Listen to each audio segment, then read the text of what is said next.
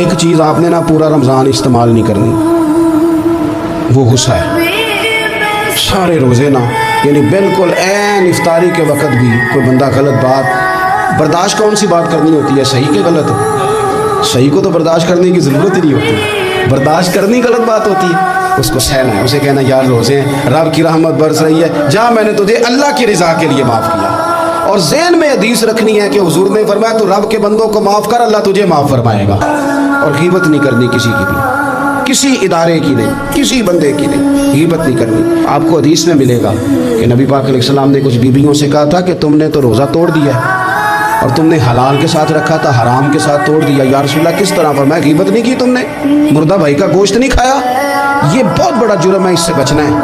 Mobile کم استعمال کرنا، زیادہ ٹائم آپ تلاوت قرآن پاک میں، استغفار میں، درود شریف میں گزاریں ایک دوسرے کے ساتھ۔